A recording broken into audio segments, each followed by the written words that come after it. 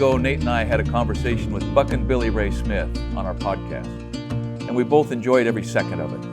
The BTUs, the heat of Douglas fir, is actually comparable to most oaks and hickories. Yeah, it's comparable. A wonderful, wonderful species. So for us, Douglas firs are one of our top species. Madrone, which I think you guys have madrone. We do, lots of it. Yeah, which is, as you know, and you've probably burnt it, Scott, it is amazing firewood. Great wood. It's great wood, 30 BTUs. And if you can even notice it in an open fire, like an open arbutus fire and an open fir fire, you're standing back. Yeah, that's right. So heavy, we get into mainly conifers, fir and cedars, obviously the marketable stuff. Interesting. Alder, maple, broadleaf maple, yeah. He's quite a guy, and he has some real-world experience with sawdust and cutting trees and splitting wood and taking your chances out in the bush, as he calls it. We call it out in the brush around here. And he and I have been talking about a design of an axe that he's come up with, and it was a surprise to me to hear or think about splitting wood with axes. This is what I think of as an axe. That's a boy's axe. That's about a 2.5 or a 3 pound boy's axe with a fawn's foot at the end, which is that knob, that ergonomic shape. That's what I've thought of as an axe, or a Collins, a 4 pound axe for falling, or a cruiser's axe, double bit for clearing brush. I hadn't really thought of it as a wood splitting machine. This is what I grew up thinking of as a wood splitting machine, a splitting maul with a hammer eye, straight handle, 6 pounder or 8 pounder. I did a lot of work with those, and they were always dull. I thought of them more as an impact tool than a cutting tool. And then Buckin sends me in the mail this beautiful thing. That's a 6 pound splitting maul, axe eye, okay, nicely done, by the way. I like the contrasting colors, with a slightly shorter handle and the fawn's foot curving at the end. This is beautiful, and it's lethal. Let me just point this out. If you're stepping into wood splitting, this is an advanced wood splitting tool.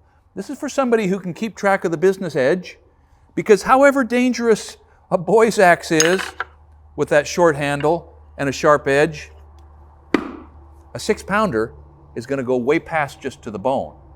So I'm anxious to go out and find some wood and thrash it, because that is an ergonomic shape. You can see that it's slightly edged down, which corresponds to the arc of the blow. You can see that knob on the handle lets you know when you're to the end of your part of the world.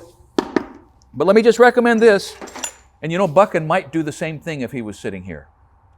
If you've not split much wood before, you might start with a longer handle. So you're just a little further out. It's a little further from your shin. It's a little further from your toe.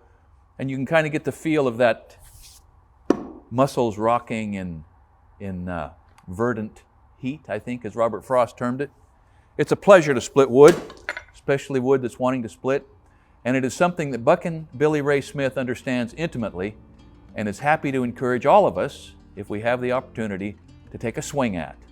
So thank you, Buckin. It's a beautiful tool, and I'm going to put her through her paces. As it turns out, the only firewood chunks I've got laying around are some sort of miscuts and oversized and gnarly, nasty pieces of elm or ash or whatever this is. I was going to throw it away or give it away, but it's as good as anything as using as an example of whether or not the Buckin Special is any better than my old 6 pound blunt-edged, straight-handled heirloom tool.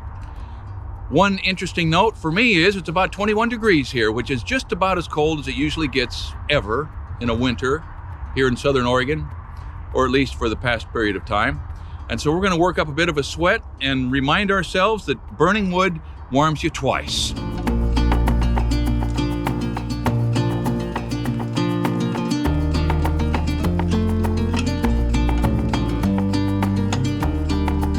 So I don't have an analog to that. This one's longer, that one's poorly cut, that one's a little shorter. We'll go back to our old trusty.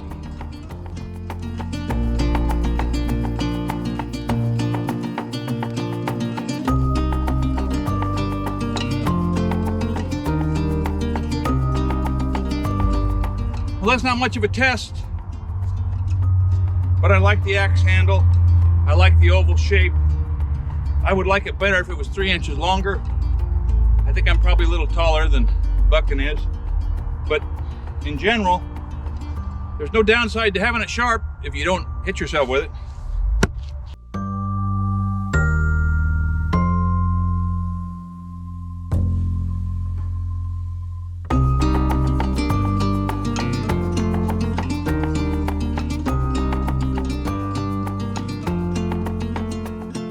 Thanks for watching Essential Craftsman, and keep up the good work.